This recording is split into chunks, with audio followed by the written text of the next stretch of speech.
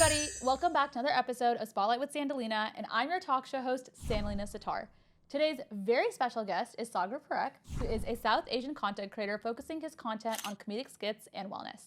He's also a PharmD, marketer, and personal trainer. Thank you so much for coming on. Thank you so much for having me. All right, so we're gonna go ahead and start with the first segment for today's episode, which is the 5-minute life story. So, Sagar, you're somebody that strikes me as tastefully humorous, insightful, culturally grounded, and wellness focused. But I want to know your origins. So tell me a little bit about where you grew up. Sure. And one, thanks for having me. So where I grew up in New Jersey my entire life. So I've been a Jersey guy, went to Rutgers, but I grew up with two older sisters, immigrant parents. We grew up in a pretty small apartment, like a 2-bedroom apartment in a not so great town. So I spent probably the first 16 years of my life there. And I think, you know, my sisters were very supportive. My family was very supportive, but a big part of our upbringing was being really good in school. I think that was typically for a lot of Indian kids. But I only had one other Indian friend who's like my best friend, my brother, who is actually my neighbor as well. So luckily for me, in a town where there weren't too many Indian people, I had the one other person that was Indian right next door, and we became best friends as we grew up together. So some of you guys may be familiar with like magnet schools. So you take an exam and you apply for it, and you go to like a specialized tech school. Are you like a gifted and talented, like the GATE program? Yeah, it was something like that. Okay. It was something like that. I spent 2 years there. I loved the school, but then eventually my parents saved up enough money to buy a house. So we ended up moving to a new town that was next door to my cousin. Oh, nice. And when I got to the town, I guess I watched too many TV shows and stuff, and I was like, I want to go to the regular high school. Like, I don't want to go to a nerdy high school. So I was like, let me do that. And I went to the regular high school, and I went there for like a week, 2 weeks, and I hated it. It was nothing like High School Musical. And I feel like, you know, when you're at a magnet school, there's a lot of kids who are really smart. Okay. The class sizes are really small, and you have like kind of like a college schedule. It's kind of like a campus. Okay. So much more different than a regular true high school. So when I went to the high school, I felt like super lonely. The high school wasn't diverse at all. Okay. Kind of just felt like very alone because I went to a school that I had such a good group of friends to like no friends at all. So this is like embarrassing. I don't really talk about this, but I walked back home one day. This is like 11th grade. And I just started crying. So my dad was like, what's going on? And I was just like, I wasn't happy. And, you know, my cousin, who's my same age, goes to a magnet school in that new county that I moved to. So my dad called the school, and they're like, yeah, sure, he can transfer here because he comes from a different tech school. So that's totally fine. Nice. So I ended up doing that and met a whole bunch of new people, some of my best friends today. And the best way I describe that high school is kind of like Victorious, like the show Victorious. It was super artsy and fun, and I loved it. But I think like I talk about high school because it was like, for a lot of people, it's not such a great experience. And for me, it was just a time where I met so many people because I went to so many different schools. Yeah. And from so many different backgrounds. So I think that carried me to kind of have more perspective on like what else is out there. I ended up going to Rutgers. Okay. Where I did the PharmD Classic program. brown boy moves. And I think, you know, I could speak about that a little bit more later, Yeah. but I did like the typical brown guy Rutgers experience. There's like a whole archetype. I feel like even Yeah. you and Varun, one of the people we've also had on the show, make fun of this archetype. It's like the Jersey boy that went to Rutgers. Yeah. I love it. Yeah. So I think, you know, part of it is truly me, and then part of it's most of what I've experienced at Yeah. Rutgers. But yeah, my upbringing was pretty simple. I think I was just lucky to have like really loving family, and they were definitely tough on me sometimes, but my sisters were just like incredible. Like a great shaping experience for me is just being around them. So I know in the present you're a PharmD, you're in big pharma, you have had this amazing path to social media, and you have some really funny content that I personally love, which is why you're on the show. But before we get into all of that, I want to go ahead and switch over to the next segment of this episode, which is the hot seat segment. So we're going to go ahead and ask you some rapid fire questions. Sure. Just say the very first thing that comes to your mind, okay? Sure. All right. New York City or New Jersey? New York City. What's your immigrant parents' advice on being in the public eye? Don't say anything stupid. Who are some of your mentors in this space? I really like Sahil Bloom. I look up to him. Nice. Yeah. Nice. Best advice received in this space? Be as authentic as possible, and don't worry about like the negativity that comes your way. I like that. That's a good one. Finish this sentence. Being a brown boy in social media is like...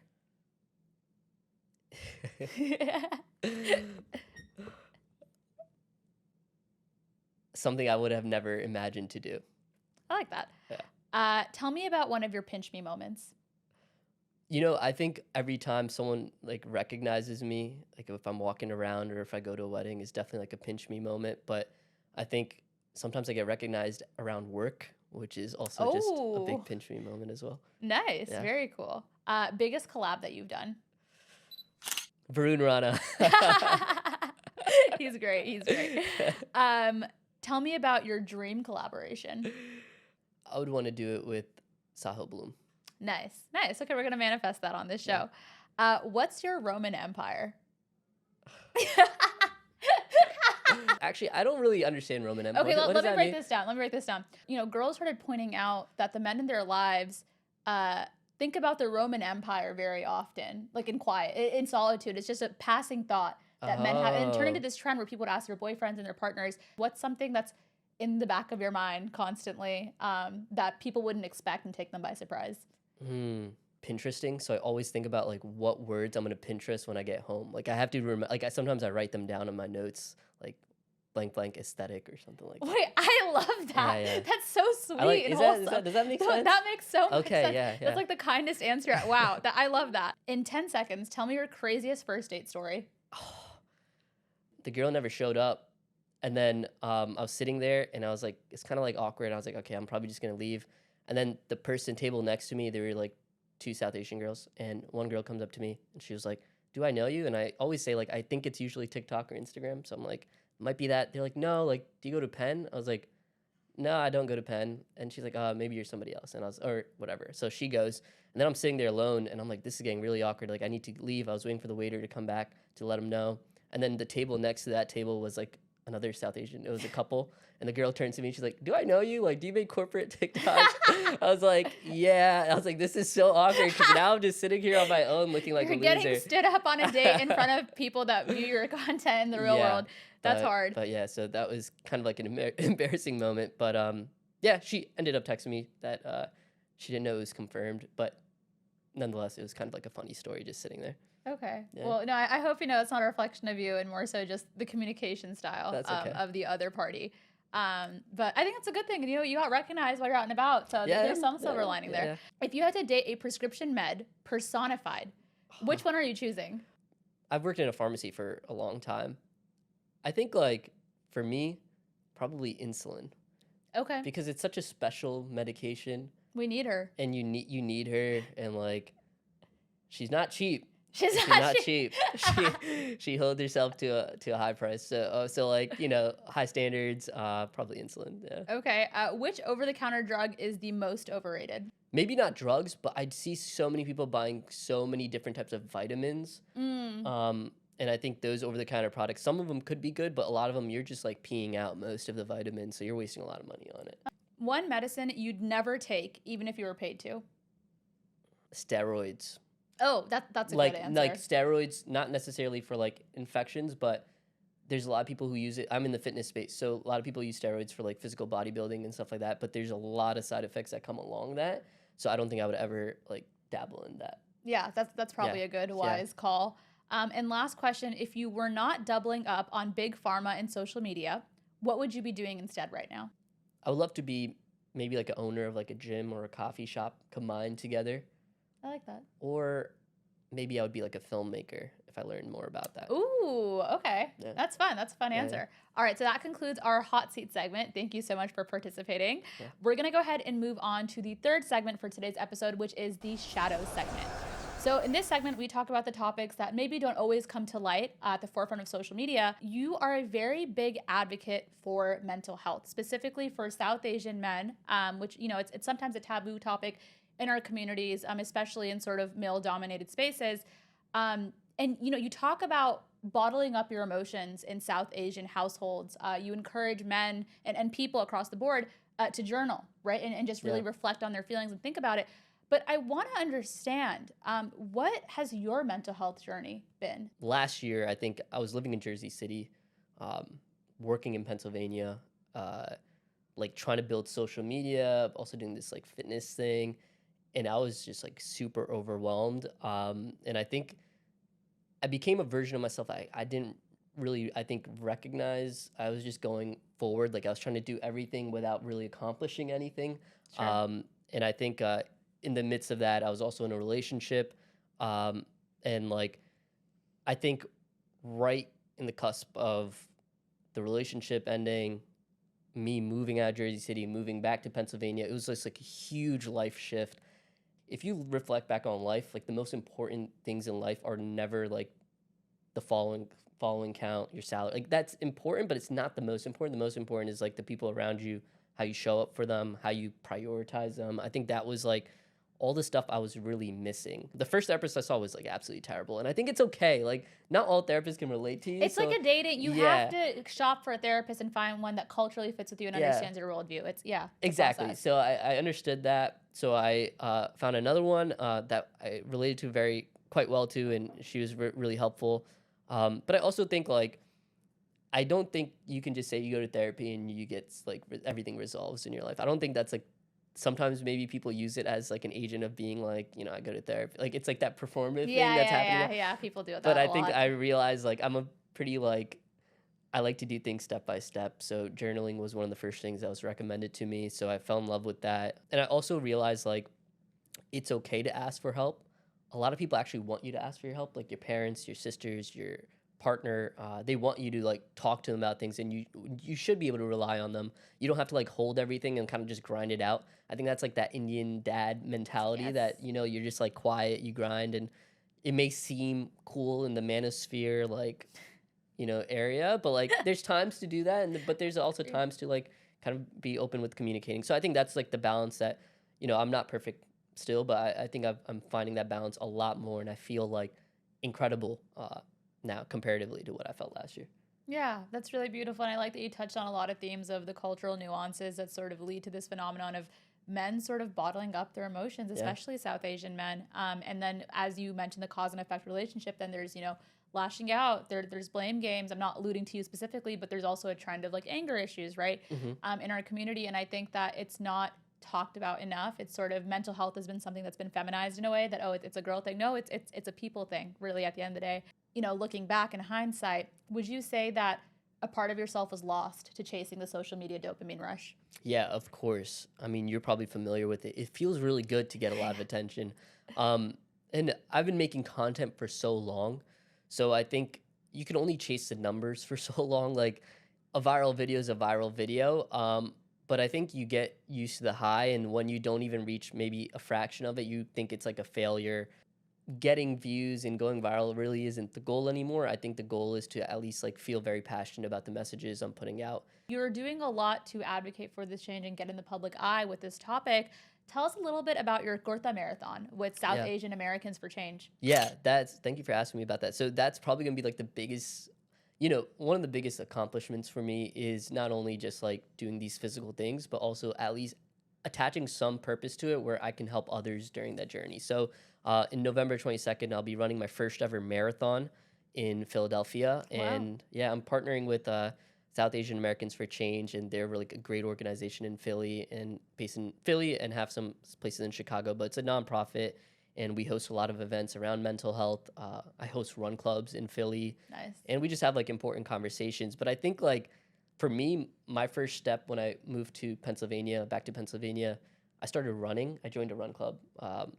And like running is like this oddly very common thing for people around my age. Did you join it to run or to? Yeah, I was just gonna ask to run or to date. No, so I actually wasn't looking to. I needed just friends in my town. Sure. Because I was moving to a new town and I didn't know anybody, and I met like an amazing group of people. We run every Saturday, but I think I noticed like, you know, in a weird way, I did some lifting and stuff like that, and it was also just really great, really cathartic. But also sometimes when you lift, you listen to like really heavy music, like you're grinding and all that, and that's great. But running is kind of like my flow state. Like I feel very open and like very emotional when you run. So when That's awesome. yeah, I think that's why people love running also. And I did my first half marathon with my friend who ran it with me, Mandeep. He was awesome, and the journey to do that was great. And then once you do it, you're like, okay, I want to do the full marathon. So with all of that being said, I think the end goal here is to just bring awareness to South Asian mental health. I've been creating a lot of content around training and the journey around it. But I think, building the community is probably the biggest thing now. So how can I do that? And I think this is one of the ways. That's incredibly powerful. Thank you so much for sharing. That concludes our shadow segment. Thank you for the vulnerability and honesty on the show. We're going to go ahead and move on to the last segment for today's episode, which is the Spotlight segment. The headline for today's episode is Brown Boy goes from PharmD to viral reels. You're a content creator. You're a PharmD marketer, personal trainer. You have a list of accolades attached to your name. I want to understand, give me the high level story. So after Rutgers, how did you get to where you are today? After Rutgers, I went to pharmacy school. I worked in like a supermarket pharmacy while I was in school. Totally not what I want to do. Like being a pharmacist behind the counter is like probably one of the worst careers, I think, personally. It seems like a lot of work. It's a lot of work. It's very robotic. So I did a lot of internships while I was in pharmacy school. I felt like I was very creative. People don't know this. My first content that I was posting quite regularly were YouTube vlogs when I was at Rutgers. So they're still up, and they're probably my favorite piece of content that I ever made. But from there, I was like, I want to do something creative. There's like a path to do a fellowship in pharmaceutical marketing. And I thought that was like the best in between of being creative and still being in the pharma science space. So ended up landing a fellowship, did 2 years within there, and then continued down the marketing path, did some direct-to-consumer marketing for some pretty big brands within pharma. Got to do cool stuff like I've made commercials and stuff like that. So really just like a good in-between space, like within corporate life and pharma. Yeah. But I think beyond that, I think content I've always created since pharmacy school, since Rutgers. It just evolved in different ways. And then personal trainer, I love working out. I love fitness. So I was like, you know what, why don't I just get my certification? So I studied for it, took the exam. And now I train a few people, but now it's like, slowly I have to like pick and choose my priorities. So right now it's like my marathon training stuff, and then maybe after that I can pick up and do more personal training things. But I think personal training is cool. I don't think I'm like the most jacked guy. I think maybe I would call it less personal training, and I want to get more into just coaching. I think that's what I would call it. Yeah. That makes sense. Wow, that's really cool. I want to dig a little bit into the PharmD part of your life, because every person that's sat in your seat has a social media element, but this is something that's truly unique to you. So I want to understand, you're working in the big pharma industry. What are your honest thoughts on the industry as a whole? Bird's eye view to like just the healthcare landscape in America, because I went through pharmacy school, and it's like quite awful. And like the cost of drugs, like people not being able to get the care that they need, it's like not how you would want a healthcare system to operate at all. Because that's probably like the first right you should have, is like you want to get the medications right. Do you feel that there's an overprescription problem in the medical industry? I would say, in the short answer, probably yes. I think the problem is like the solutions that we look for nowadays, everything needs to happen quick. So whether that, is maybe your mental health or your weight or something like random things like pain, like there's certain ways you want to go about prescriptions. And on the doctor's side, they only have such limited time with patients because they're so overwhelmed. Yeah.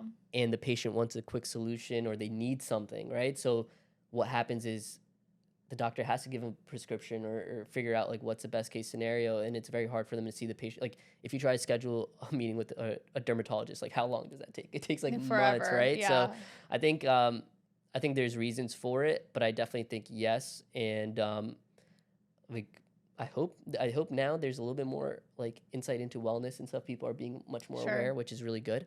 But there is definitely some overprescription in a lot of spaces. Yeah, I think I definitely agree. One thing that I've just noticed as a person that goes to the doctor is it feels like the doctors almost have like a red button. You know, like the meme with like the red button. Yeah. It's like, oh, there's a problem. Ooh, red button, prescription drug. And I'm somebody, this might be the South Asian meme, by the way. So this is reconciling like culture and like generational like tradition with actual science. Yeah. I'm somebody that tries to lean like the natural, solution, remedy route. The stuff that you're working on, it sounds like, is more so finding these sort of niche health issues and providing a solution. How do you sort of recognize your personal values with your career in an industry that's, sort of historically disenfranchised certain people? Yeah, that's a really good question. I think, and I actually struggled with this question a little bit when I first started working. And I think that's where, so I don't know if you guys are familiar with, he's a content creator now, but his name is Tim Chiasano. But he does a lot around like mental wellness, day in the life of like being a dad in Brooklyn. He worked at like an advertising agency, was a VP, And I saw his content very early on. He's quite famous now, like with millions of followers. But I set up Zoom calls with him, like to talk Oh, about, nice. yeah, because I was trying to balance, like, figure out like corporate life and all that. Yeah. And I proposed this exact question, kind of like similar to question to him, and it was exactly what you phrased it in your question. But he mentioned his mom has cancer or had cancer, and she was able to get this like life-saving product, right? And like that was due to the nature of a company making it, Yeah. marketing it, and it was able to save a life, right?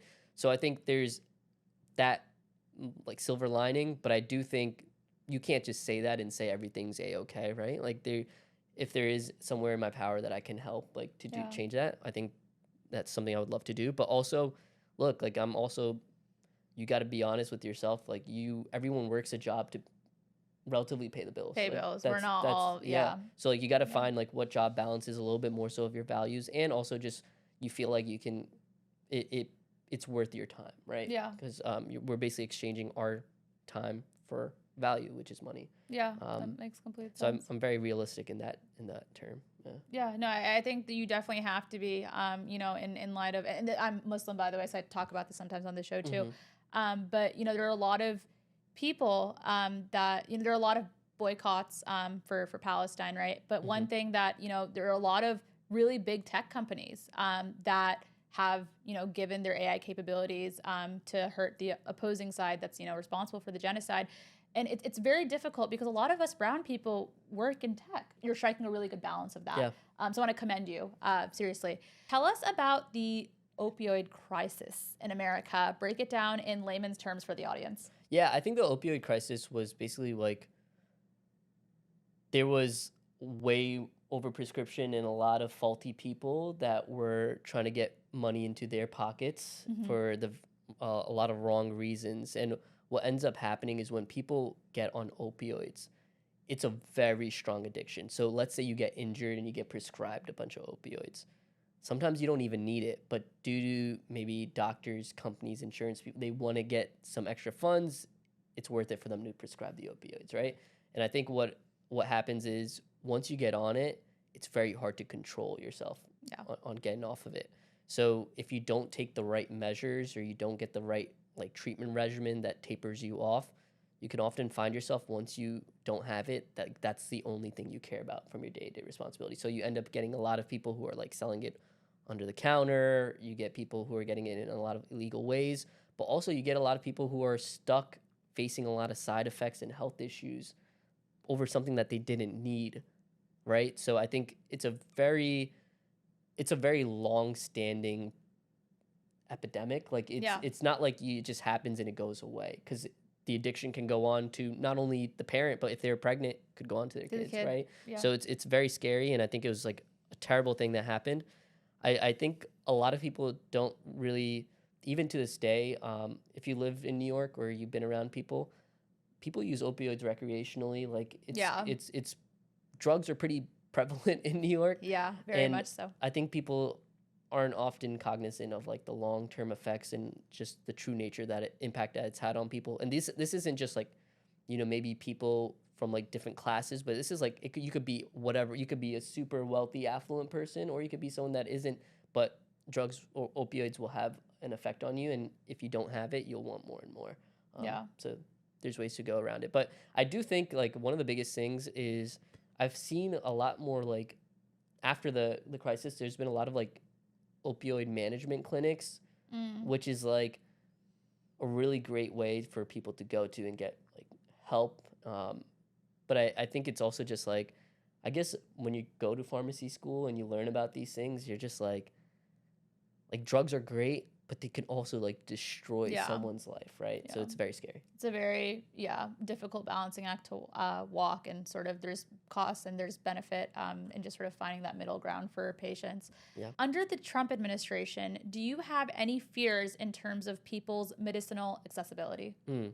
There's been a lot more like talk around the natural way of getting healthy, like exercise and stuff, which I think is very important, right?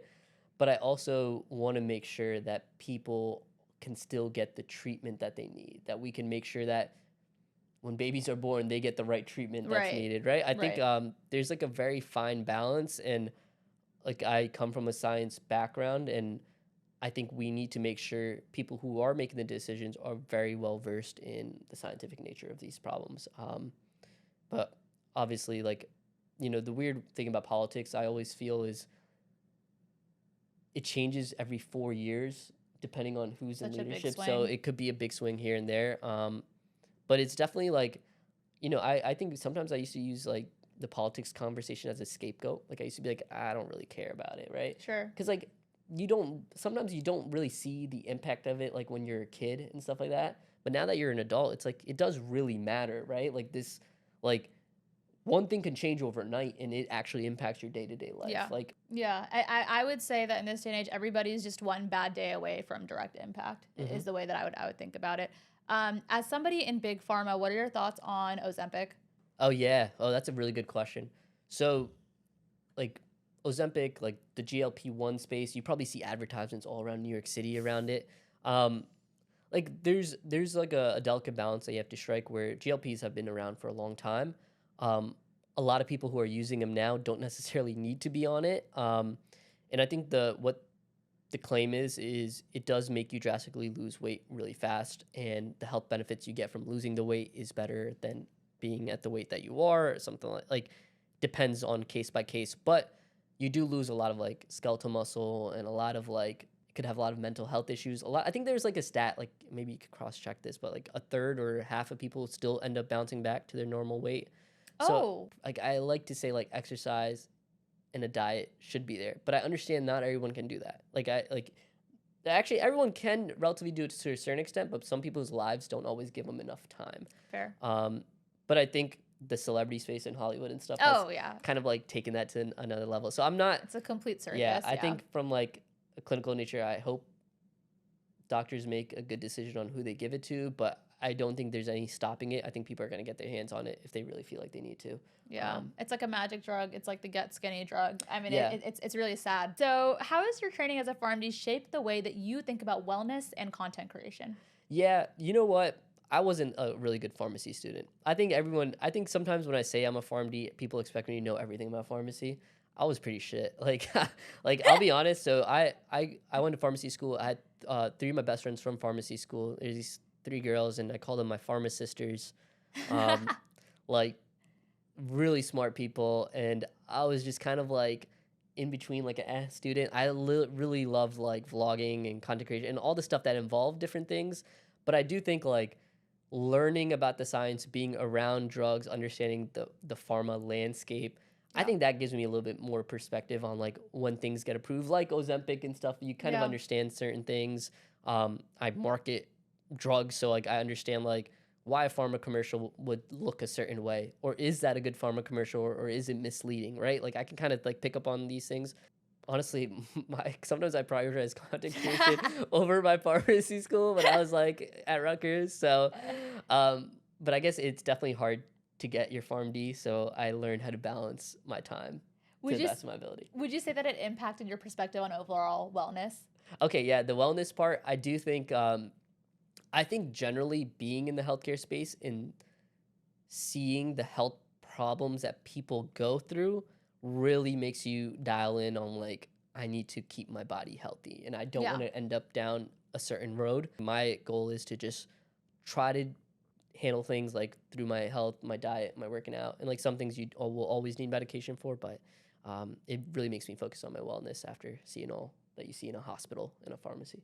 Yeah, no, that makes sense. All of the influences sort of coming together to bring you to where you are today. Yeah.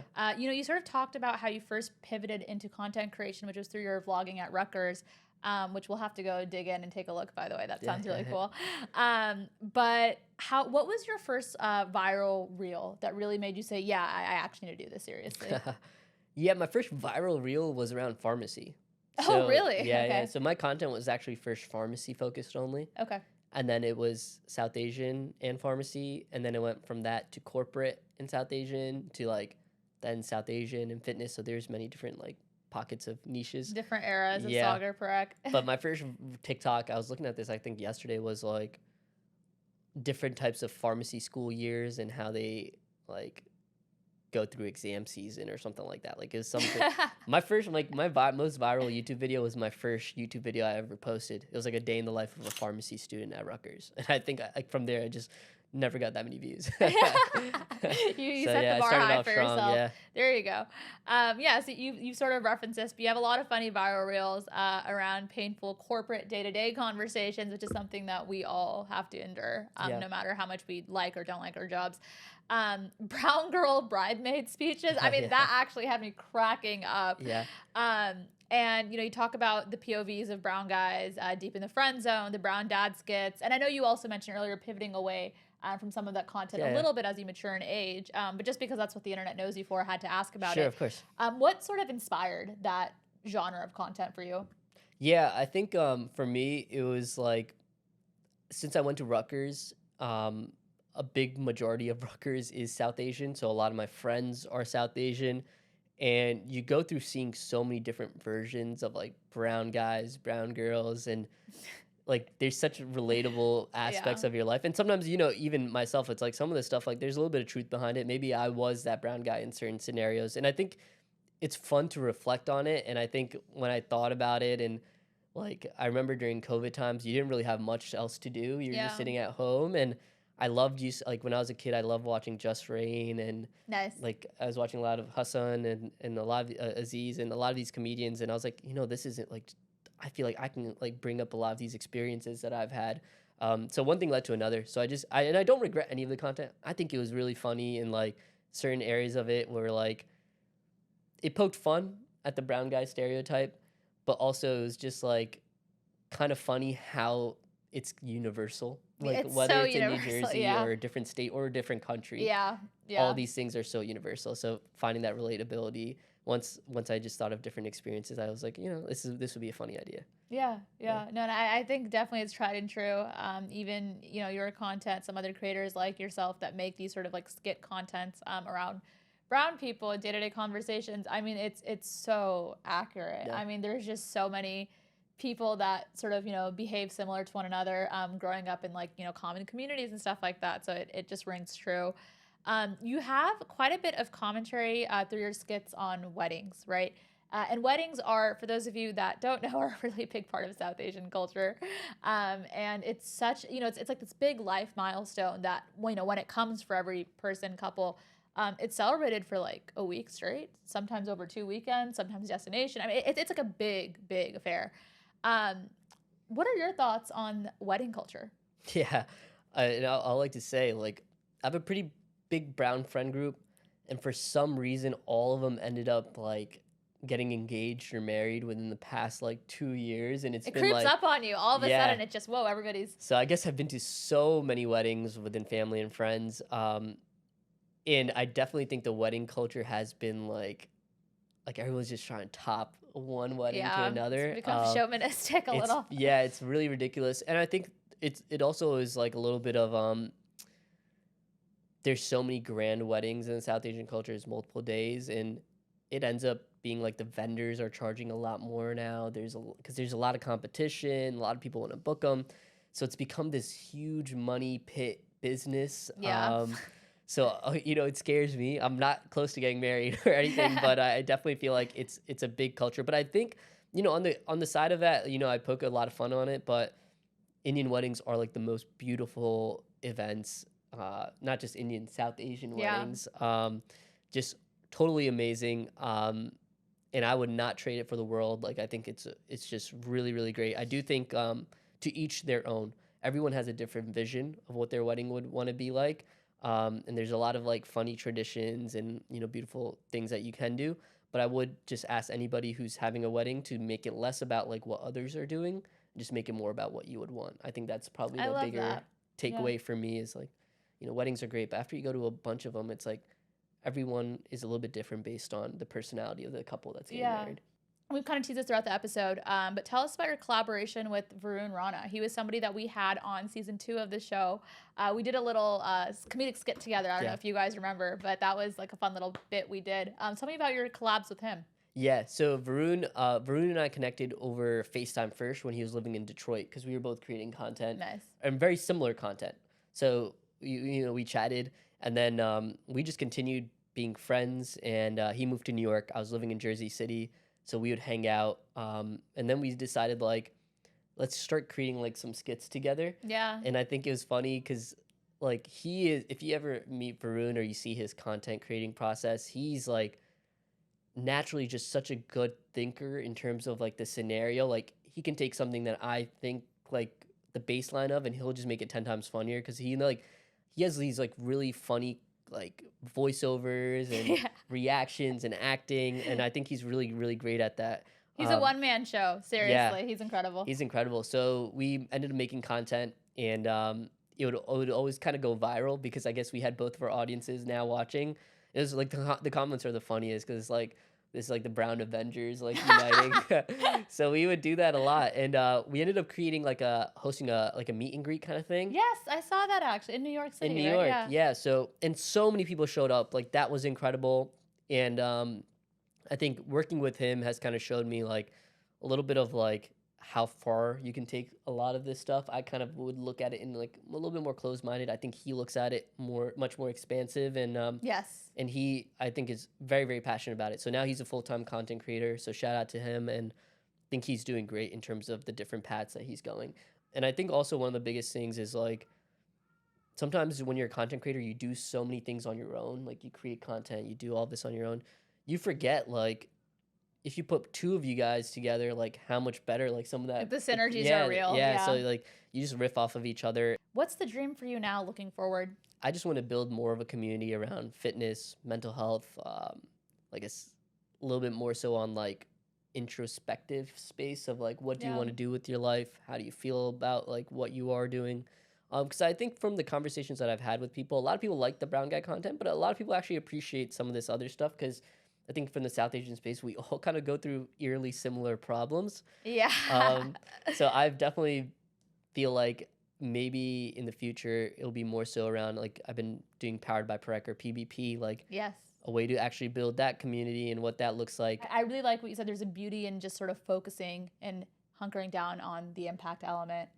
So, thank you so much for sharing. No, thank you for having me. If you guys didn't know like how legit this setup is, like that's amazing. Like I was so surprised. Like when I walked in, I was like, "Holy shit!" Like the way I've done this shit is like have like an iPhone pointing at me. This is like very cool. So I think thank you. It shows how much you care and like how much effort you put into stuff. So I think this will maybe not this episode of me. Like I don't think I'm that big enough to be like this is the one that's gonna blow you up. But I think you'll eventually find something that'll blow you up. Thank you. Yeah. I really appreciate it. I beg to differ. I think this episode was awesome. That's all for today. Thank you so much for tuning in.